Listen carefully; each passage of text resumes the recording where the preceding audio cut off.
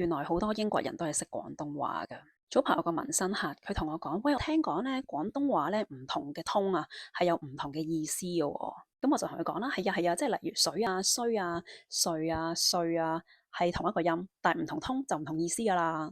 跟住佢一聽到個水字咧，佢就話佢識啊，佢知道咩叫凍水啊，咩叫熱水啊，佢就講得好正啦，凍水、熱水咁樣啦。原來咧佢喺餐廳度做嘅。佢有幾個香港嘅同事，佢成日偷聽到人哋講嘢，所以佢就自己悄悄地學識咗。咁我問佢：咁你仲識啲咩啊？佢成日都聽到一隻字嘅，佢啲同事成日都講嘅，就問我知唔知係邊隻字啦？因為佢唔係好讀到出嚟啦，佢做唔到個神情啊。咁我就係咪真係屌啊？之後佢話類似係咁啊，不過唔係咁嘅。咁我就係咪屌咁啊？佢話係啊係啊，就係咁啊。咁佢就問我啦，有冇啲咩唔係幾友善嘅字佢要知道㗎？因為佢驚俾人話咗，佢自己都唔知啦。咁我就問佢啊，有冇人嗌過你做鬼妹啊？因為佢係女仔嚟嘅。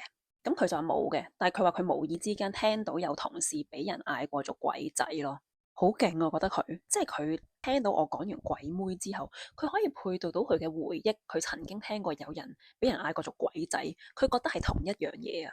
然後我同佢講係啊，係同一樣嘢嚟㗎，只不過個性別唔同咯，係 racist 㗎。所以咧，真係唔好立亂喺英國嗰度咧用廣東話講人壞話，人哋係聽得明㗎。